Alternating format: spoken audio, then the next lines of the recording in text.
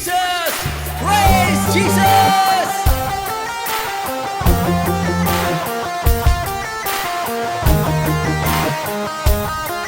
Let's glorify and magnify His mighty name!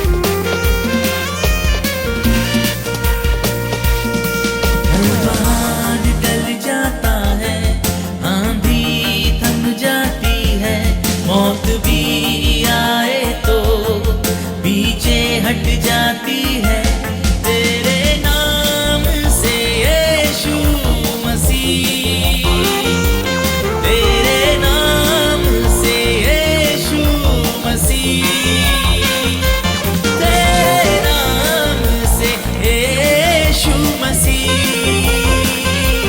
Yeshu Masih, Yeshu Masih, Yeshu Masih, Yeshu Masih. Worship is all about Jesus. It's more than a song. It's more than the music. It's knowing the Lord from our heart.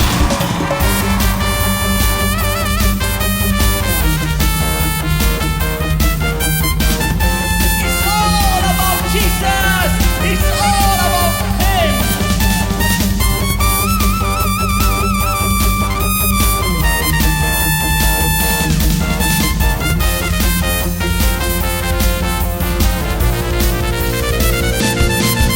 अंधे देखते हैं, लंगड़े चलते हैं, बहरे सुनते हैं, गूंगे बोलते हैं, तेरे नाम से यीशु मसीह, तेरे नाम से यीशु मसीह, तेरे नाम से यीशु मसीह, कोई नहीं, कोई नहीं, कोई नहीं, कोई नहीं।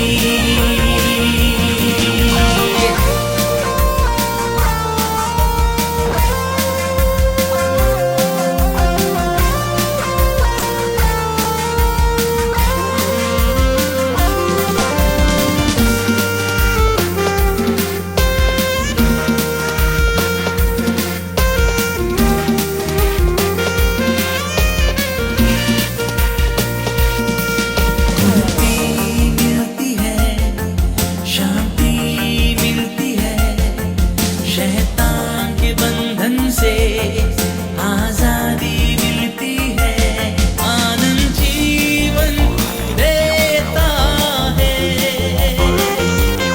आनंद जीवन देता है, आनंद जीवन देता है, यीशु मसीह, यीशु मसीह, यीशु मसीह, यीशु मसीह, यीशु मसीह, यीशु मसीह।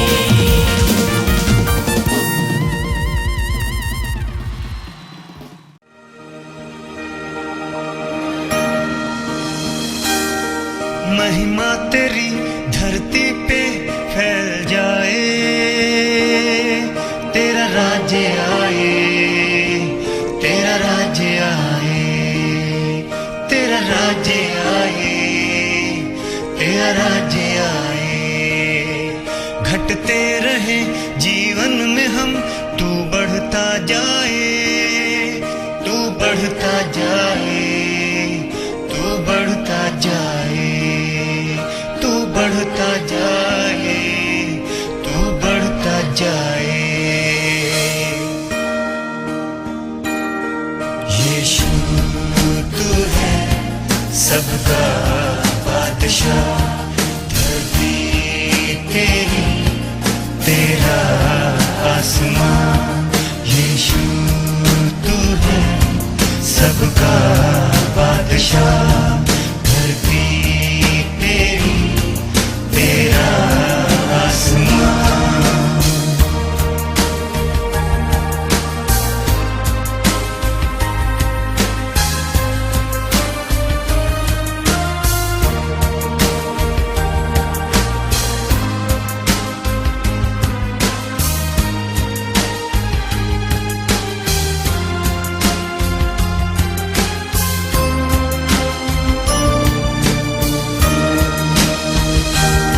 नहीं चाहता कोई इंसान पाप में मरे, नाश हो जाए और सदा की आग में जले।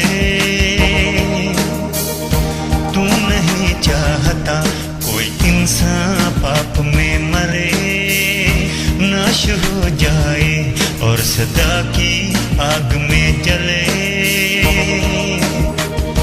बस तेरे खून से हम सबके पाप हैं धुले, बस तेरे खून से हम सबके पाप हैं धुले।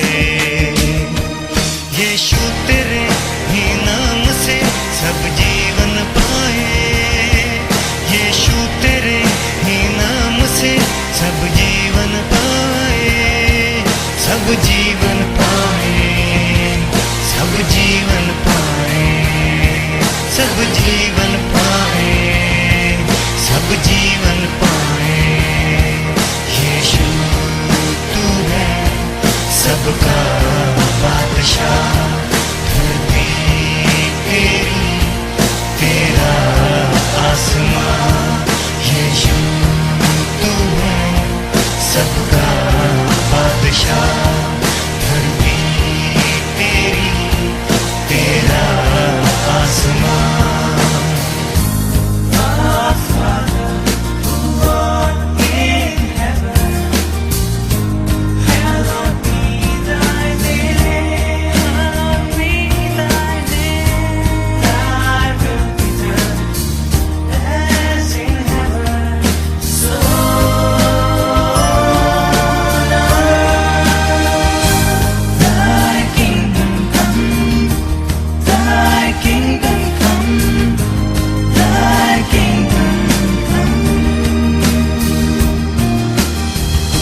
इस जमीन पर नहीं ना कोई आसमां तले, रास्ता है तू ही जिस पर ये कारवां चले। इस जमीन पर नहीं ना कोई आसमां तले, रास्ता है तू ही जिस पर ये कारवां चले। है नई जिंदगी तेरी सलीब के तले, है नई जिंदगी तेरी सलीब के तले। इस जिंदगी की राह पर हम चलते जाए, इस जिंदगी की राह पर हम चलते जाए, हम चलते जाए, हम चलते जाए, हम चलते जाए, हम चलते जाए। यीशु तू है सबका बादशाह, धरती तेरी तेरा आसमां। यीशु तू है सबका बादशाह, धरती तेरी तेरा आसमां। महिमा तेरी धरती पे फैल जाए, तेरा राज्य आए, तेरा राज्य आए,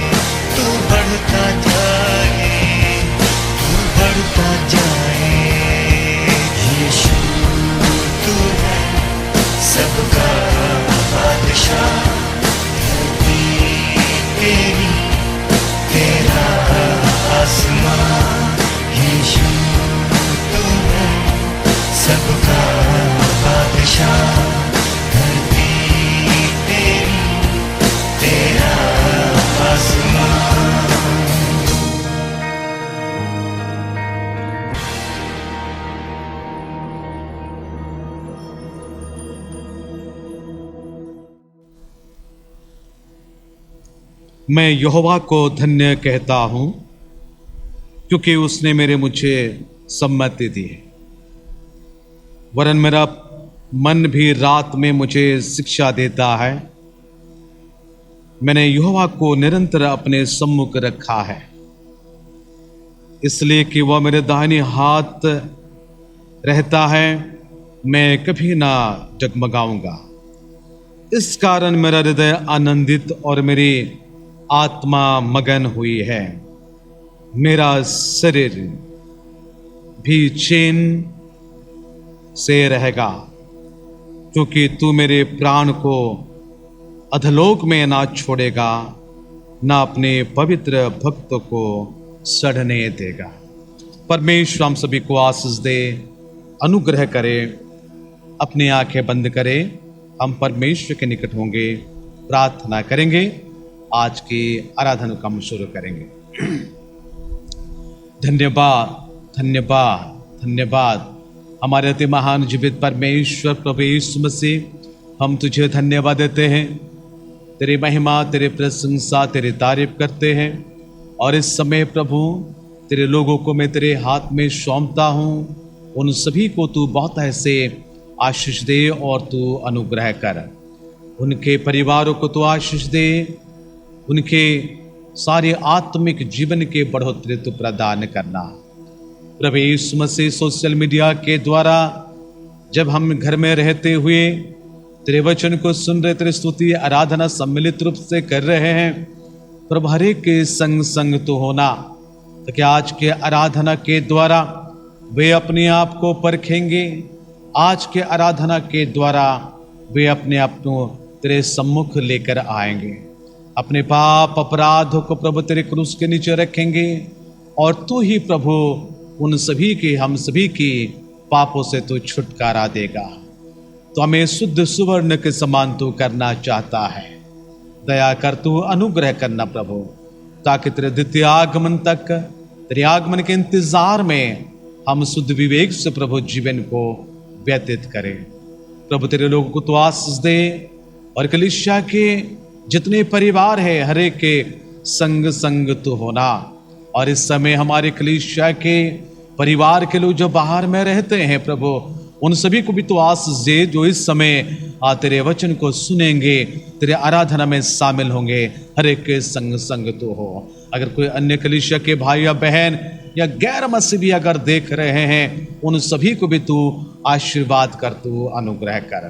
पुनर्बार आज के आराधना के शुरू से लेकर अंत के सारी सेवाओं को प्रभु तेरे हाथ में समर्पण करते हुए प्रार्थना यीशु मसीह के नाम से मांगते हैं, आमीन। परमेश्वर के महिमा हो।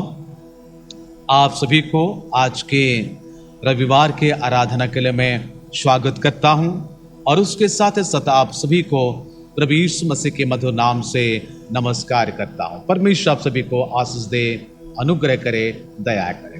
तो इस समय हम आराधना को आगे बढ़ाएंगे।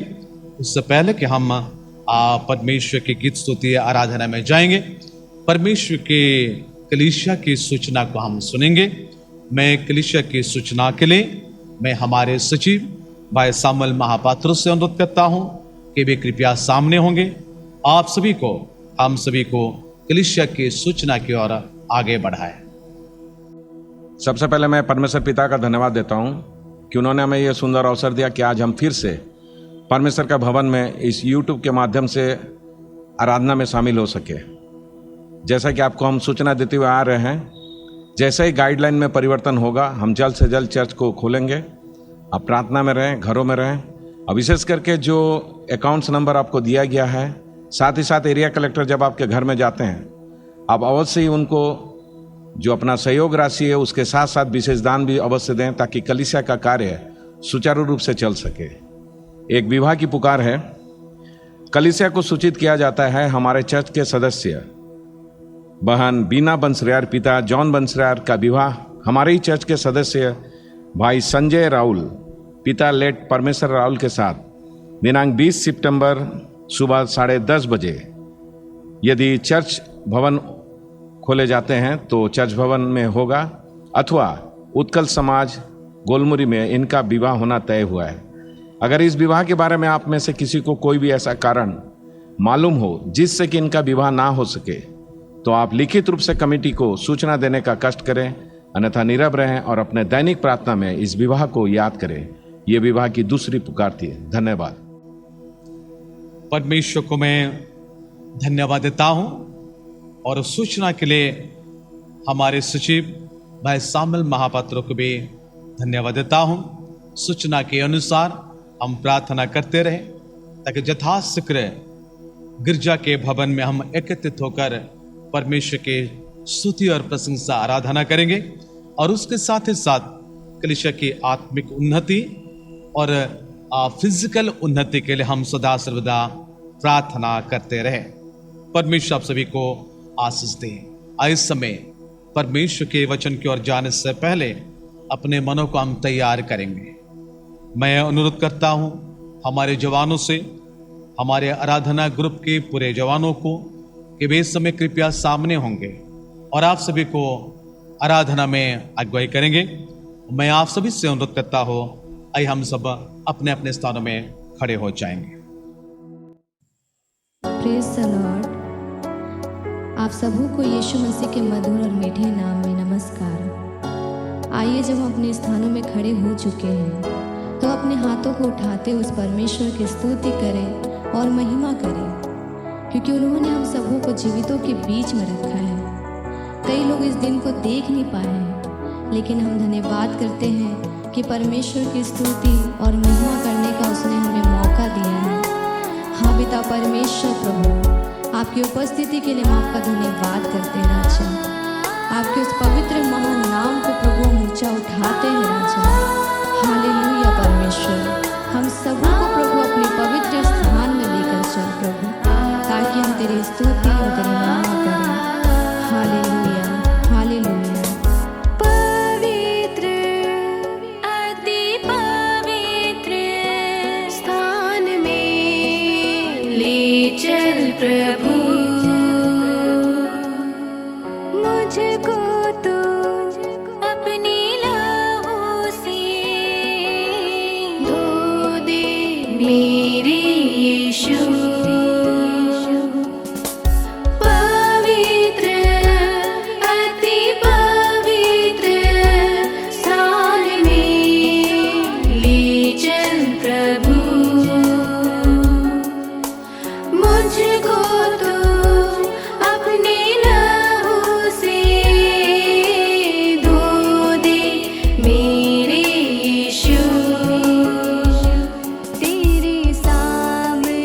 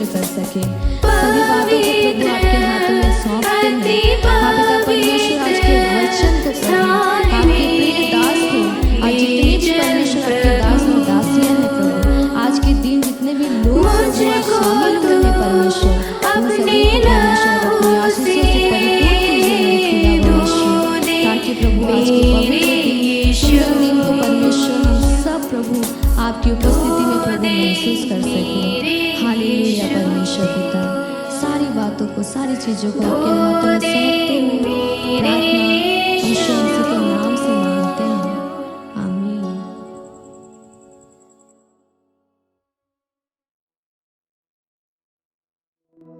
परमेश्वर को मैं धन्यवाद देता हूं और हमारे आराधना ग्रुप के जवानों को भी मैं धन्यवाद देता हूं।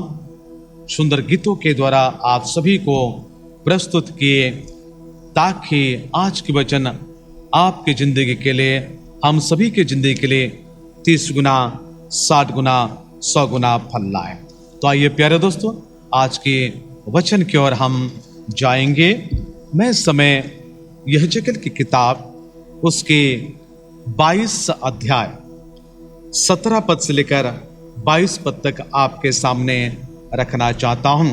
यहेजकेल किताब उसके 22 अध्याय 17 पद से लेकर 22 पद तक यहां इस प्रकार लिखा है, फिर यहोवा का यह वचन मेरे पास पहुंचा, हे मनुष्य के संतान, इज़राइल का घराना मेरे दृष्टि में धातु का मैल हो गया है।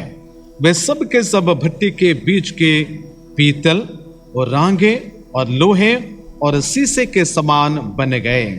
वे चांदी के मेल के समान हो गए हैं। इस कारण प्रभु यहोवा उनसे यूं कहता है, इसलिए कि तुम सब के सब धातु के मेल के समान बन गए हो, अतः देखो मैं तुमको यरूशलेम के भीतर इकट्ठा करने पर हूं। जैसे लोग चांदी, पीतल, लोहा, शीशा और रांगा इसलिए भट्टे के भीतर बटोर कर रखते हैं कि उन्हें आग लगाकर पिघलाएं, वैसे ही मैं तुमको अपने कोप और जलजलाहट से इकट्ठा करके वहीं रख कर पिघला दूंगा। मैं तुमको वहां बटोर कर अपने रोष की आग से फूकूंगा और तुम उसके बीच पिघलाए जाओगे। जैसे चांदी भट्टी के बीच में पिघलाई जाती है, वैसे ही तुम उसके बीच में पिघलाए जाओगे। तब तुम जान लोगे कि जिसने हम पर अपनी जलजलाहट भड़काई है वह यहोवा है। परमेश्वर इन पढ़े जाने वचनों के द्वारा हम सभी को बहुतायत से आशीष दे। प्यारे दोस्तों, ये यहेजकेल 22 अध्याय है। उसके हेडलाइन को अगर पढ़ते हैं, 22 अध्याय में हत्यारा नगर यरूशलेम, जिस यरूशलेम परमेश्वर का नगर है, पवित्र नगर कहा जाता है, वो हत्यारा नगर बन चुका है। और उसके बाद 17 पद के हेडलाइन में हम देखते हैं कि परमेश्वर के क्रोधाग्नि, यानी परमेश्वर के क्रोध के अग्नि में यरूशलेम इज़राइल के लोग हैं। और उसके बाद लिखा है 23 पद के हेडलाइन में लिखा है, इज़राइल के अगुवे के पाप। इज़राइल के जो अगुवे होते हैं वे क्या क्या पाप करते हैं, 23 पद से लेकर आपको आखिरी पद तक यानी 31 पद तक लिखा हुआ है। यहां जो लीडर्स पाए जाते हैं, चाहे वो याजक भी क्यों ना हो, चाहे वो प्रधान भी क्यों ना हो, चाहे उनके भविष्यद्वक्ता भी क्यों ना हो, चाहे वो साधारण लोग भी क्यों ना हो, यहां 4 कैटेगरी के लोगों को दिया गया है। ये 4 कैटेगरी के लोगों की अधर्म पाप क्या है यहां बताई जाती है। पर आज हम अल्प समय के लिए हम चिंता करेंगे कि परमेश्वर के क्रोध के अग्नि, यानी परमेश्वर के क्रोध के अग्नि में हमें होना चाहिए कि नहीं, हमें इस पद के अनुसार पाई जाती है। मेरा यह कहना है कि परमेश्वर अपने क्रोध के अग्नि के द्वारा, यानी हमें परमेश्वर के क्रोध के अग्नि में होना चाहिए इस पद में, ताकि हम शुद्ध हो जाए, हमारे पापों से, हमारे अधर्म से निकल कर हम शुद्ध हो जाए। यह परमेश्वर का चिंताधारा है। यहां इस प्रकार यद्यपि लिखा है परमेश्वर अपने लोगों को प्यार करता है और उसको शुद्ध करने के लिए भट्टे में उसको जलाकर उसकी गंदगी को दूर करके अच्छा करना चाहता है। इसलिए 17 पद से लेकर 22 पद तक ये लिखा हुआ है। तो परमेश्वर अपने लोगों को कहां से शुद्ध करेंगे, वो जगह क्या है? वो जगह द प्लेस ऑफ फर्नेस लिखा है, यहां भट्टी करके एक शब्द लिखा है। उस भट्टी से ही शुद्ध किया जाएगा धातु को। ठीक उसी प्रकार हम सभी एक एक मूल्यवान पत्थर हैं, हम मूल्यवान के लोग हैं। पतरस की किताब के अनुसार you are precious before the sight of the lord. So इसलिए आपको और भी प्रेशियस होना है। और अगर वहां कुछ खाद अगर है, अगर गंदगी है, तो उसको निकाल देना है। इसलिए परमेश्वर ने अपने भक्तों के द्वारा 17 पद में यह कहता है, लिखा है, पर यहोवा का वचन मेरे पास पहुंचा। परमेश्वर के भक्त के पास परमेश्वर का वचन पहुंचता है। वो क्या वचन है? लिखा है कि हे मनुष्य के संतान, इज़राइल का घराना, यानी इज़राइल के लोग, परमेश्वर के लोग, आत्मिक लोग, कलीसिया के लोग, आप सोच लीजिएगा कि इज़राइल का घराना मेरे दृष्टि में, परमेश्वर के नजर में, बाइबल बता रहे हैं, भक्तों की मृत्यु परमेश्वर के दृष्टि में अनमोल है। भक्तों की मृत्यु कहा जाता है। मृत्यु अगर परमेश्वर की दृष्टि में अनमोल अगर है, तो भक्तों की भी, भक्त जो है उसकी भी नजर परमेश्वर के नजर में अनमोल होनी चाहिए, ताकि भक्त अगर मरेगा वो अनमोल और भी हो जाते हैं। तो बात यह है कि परमेश्वर के नजर में, परमेश्वर की दृष्टि में इज़राइल के घराने, ऐसा लिखा है, धातु के मैल हो गया, मैला, गंदा, मैला हो गया है। यह परमेश्वर का वचन लिखा है। यानी इज़राइल अभी कितने नीचे स्तर पर गिर गए हैं। परमेश्वर के लोग के पतन के बारे में लिखा हुआ है। यानी इज़राइल के घराने के विकट गिरावट की बातें हम यहां देखते हैं। उस गिरावट में परमेश्वर ने यह कहता है कि इज़राइल के लोग धातु के मैल के समान हो गए हैं। परमेश्वर क्यों हमें इस मैला से, इस गंदगी से दूर करना चाहता है? परमेश्वर का यह उद्देश्य मूसा के बारे में देखते हैं। मूसा जब वो जलती हुई झाड़ी को देखते हुए आगे बढ़ता है, परमेश्वर से मना करता है। अपने जूता चप्पल के निकलकर सामने आने की बातें वहां लिखी जाती है। अगर हम यीशु मसीह के जन्म की बातों को देखते हैं, यीशु मसीह के जन्म से पहले मरियम से स्वर्गदूत बातें करता है। स्वर्गदूत जब बातें करता है, मरियम ने कई प्रकार के सवाल वहां करती है, पर परमेश्वर के दूत ने, जिब्राइल ने यहां अति सुंदर उत्तर देने के बाद 35 पद में उन्होंने, 34-35 पद में लिखा है, मरियम ने स्वर्गदूत से कहा, यह कैसा होगा, यह कैसा होगा। यानी मरियम के बारे में सोचिएगा कि मरियम कैसी एक लड़की थी। नारी होने के नाते उनके मन में यह प्रश्न हुआ, अगर मैं गर्भवती हो जाऊंगी तो लोग मुझे क्या कहेंगे। ये बातों को समझते हुए उन्होंने ये कहा कि ये कैसे होगा। ये स्वाभाविक है कि ये प्रश्न का, और ये प्रश्न के पीछे यही छिपा हुआ है कि मरियम को एक भट्टे में डाला जाएगा और उसको शुद्ध कर दिया जाएगा। किस प्रकार के भट्टे में मरियम को डाला जाता है? जिब्राइल ने, यहां दूत ने उसको कहता है। जब मरियम कहती है ये कैसे होगा, मैं तो पुरुष को जानती ही नहीं, स्वर्गदूत ने उसको उत्तर देता है। क्या उत्तर देता है? लिखा है, पवित्र आत्मा तुझ पर उतरेगा, पवित्र आत्मा तुझ पर उतरेगा और परम प्रधान की सामर्थ तुझ पर छाया करेगी। इसमें आपको, मुझे यह समझ में आती है कि पवित्र आत्मा मरियम के ऊपर उतरेगा और मरियम को अशुद्धिकरण किया जाएगा, उस प्रोसेस में डाला जाएगा, उस भट्टी में डाला जाएगा, परमेश्वर के पवित्र आत्मा के भट्टी में, परम प्रधान के भट्टी में उसको डाला जाएगा और मरियम को उसमें शुद्ध किया जाएगा।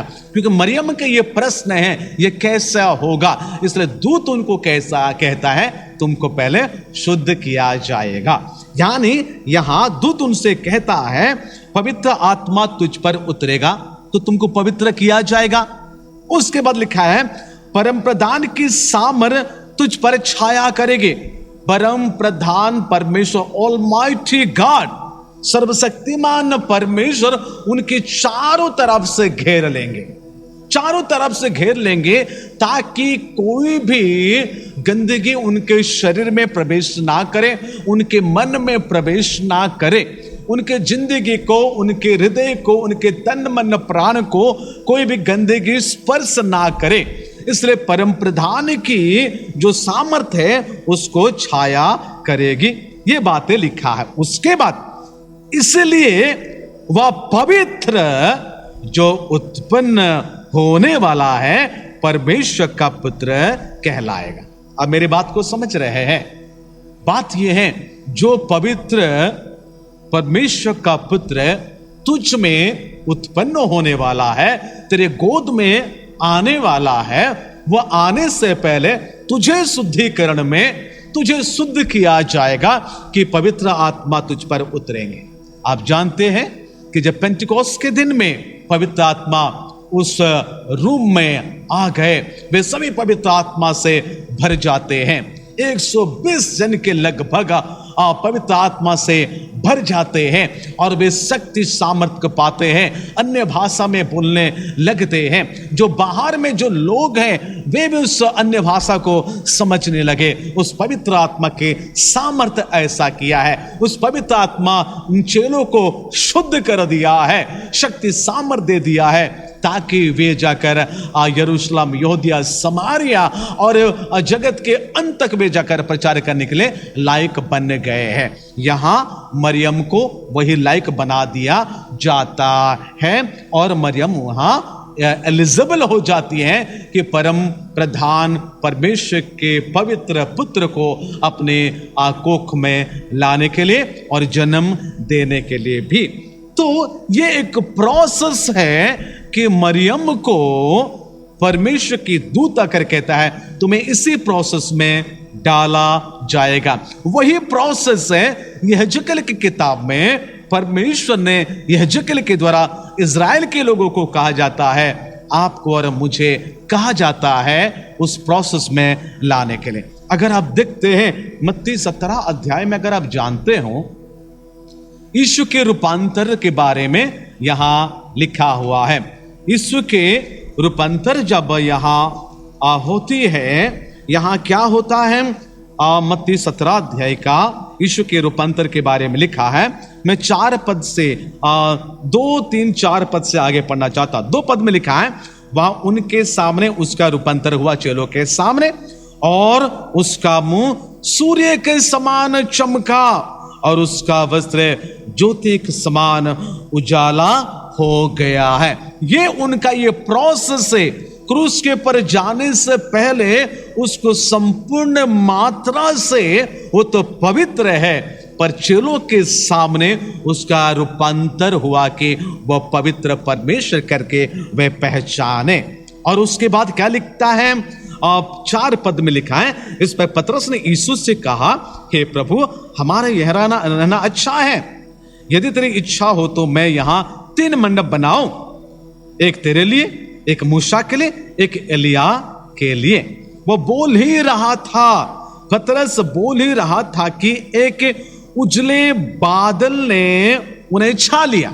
उसके बाद क्या हुआ, और उस उजले बादल में से यह शब्द निकला, यानी यीशु मसीह को प्रभु करके, यीशु मसीह को परमेश्वर का पुत्र करके डिक्लेयर करने के लिए, वो शुद्ध है, वो पवित्र है, उसको डिक्लेयर करने के लिए उजले बादल ने उसको छा लिया है। उसको डिक्लेयर करने के लिए यहां पवित्र शास्त्र बाइबल में लिखा है कि एक उजले बादल ने उन्हें छा लिया है और उस बादल में से यह शब्द निकला है। वो शब्द क्या है?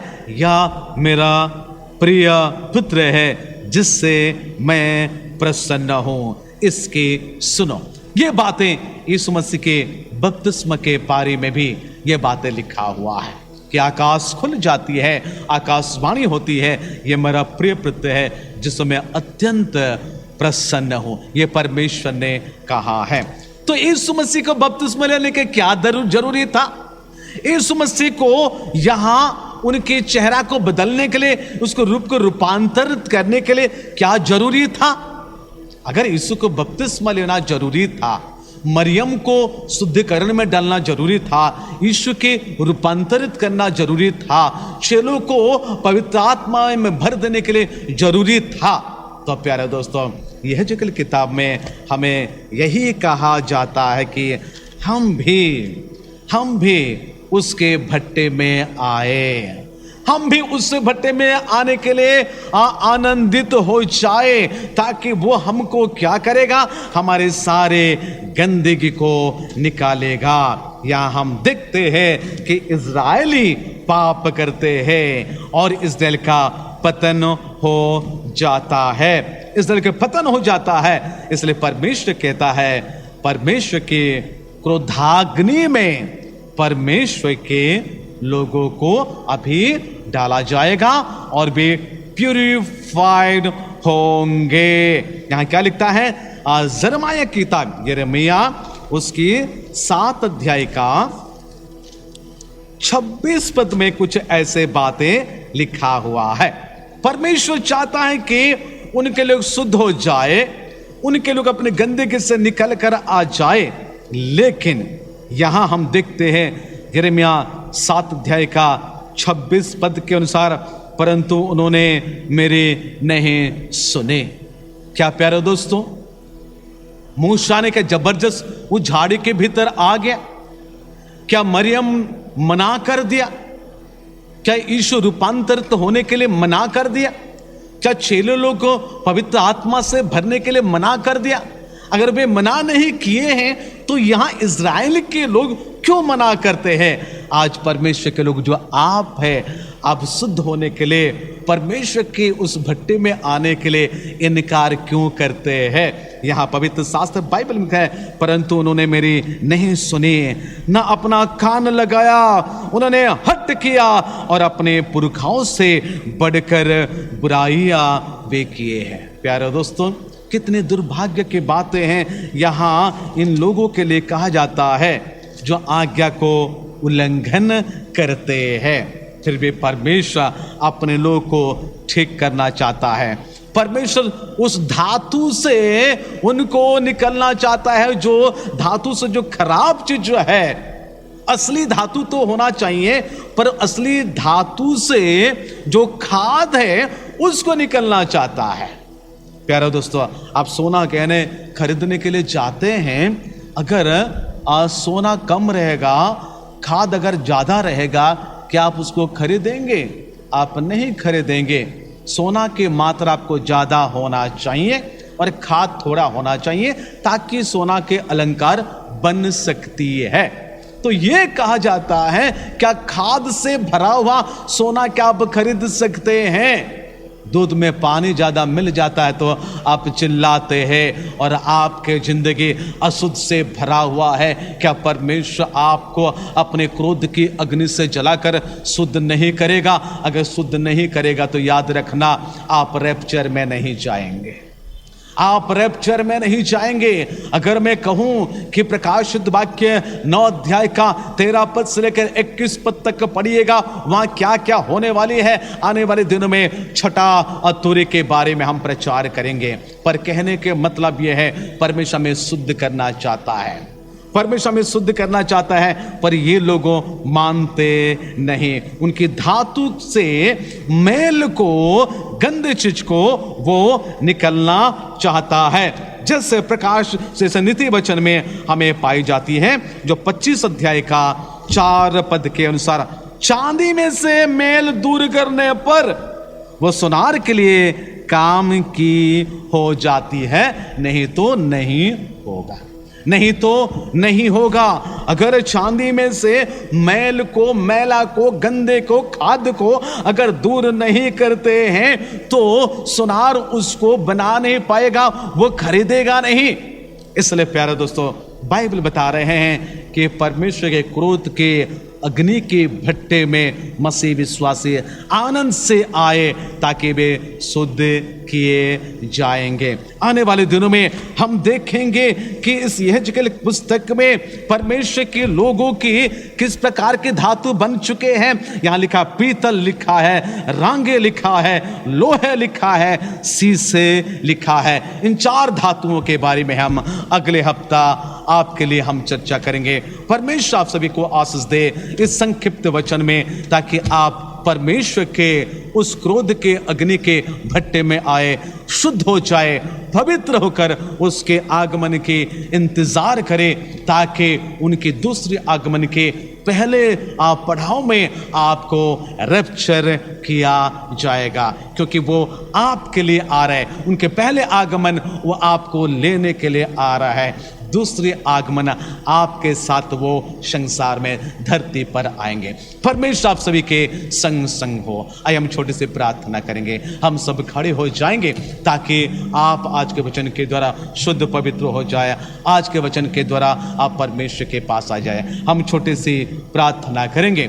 दयालु पिता परमेश्वर प्रभु यीशु मसीह, मैं इस समय प्रार्थना करता हूँ, तेरे लोगों को तेरे हाथ में सौंपता हो। प्रभु यीशु मसीह, तू उन सभी को शुद्ध करना चाहता है, उन सभी को प्रभु तो परिष्कार करते हुए तेरे द्वितीय आगमन के लिए तू तैयार करना चाहता है, ताकि वे शुद्ध हो जाए। प्रभु यीशु मसीह, तेरे लोग कभी भी प्रभु खाद मिले हुए चीज को, सोने को खरीदते नहीं, डुप्लीकेट चीज को खरीदते नहीं, गंदे चीज को खरीदते नहीं। दूध में ज्यादा पानी हो जाते तो तुम्हें चिल्लाते हैं। प्रभु यीशु मसीह, तू कैसे संभालेगा प्रभु? जिस जगह में तू रहता है उस जगह को तू ले जाना चाहता है, वो तो पवित्र जगह है, वहां खाद की जगह नहीं, असली धातु की जगह है। प्रभु यीशु मसीह, तेरे लोगों को असली धातु तू बना देना, ताकि प्रभु यीशु मसीह तेरे लोग शुद्ध पवित्र होकर आसमान पर उठा लिए जाएंगे, मध्य आकाश पर उठा लिए जाएंगे। हाँ प्रभु यीशु मसीह, किसी को भी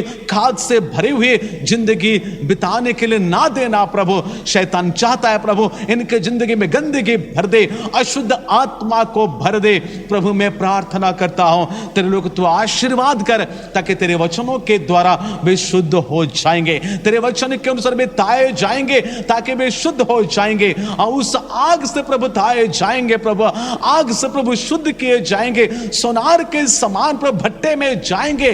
परमेश्वर, तेरे भट्टे में आने के लिए तू सहायता करना, ताकि तेरे अग्नि के भट्टे में प्रभु हम प्रभु जलते हुए शुद्ध बनेंगे, जो तू चाहता है।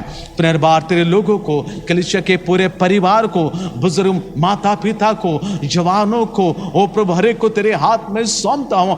आशीर्वाद करना, छोटे बच्चों के पढ़ाई लिखाई को मैं तेरे हाथ में सौंपता पिता, आशीष देना, ताकि वे अच्छे से पढ़ते हुए आगे बढ़ते जाएंगे। सर्वशक्तिमान पिता पुत्र पवित्र आत्मा परमेश्वर, हम प्रार्थना करते हैं प्रभु तेरे लोग घर में रहकर तेरे आराधना करते हैं प्रभु, गिरजा घर खोल दे, ताकि तेरे लोग आएंगे प्रभु सम्मिलित रूप से प्रभु पापों के स्वीकार, अनुताप के साथ, पश्चाताप के साथ प्रभु तेरे सम्मुख होते रहेंगे।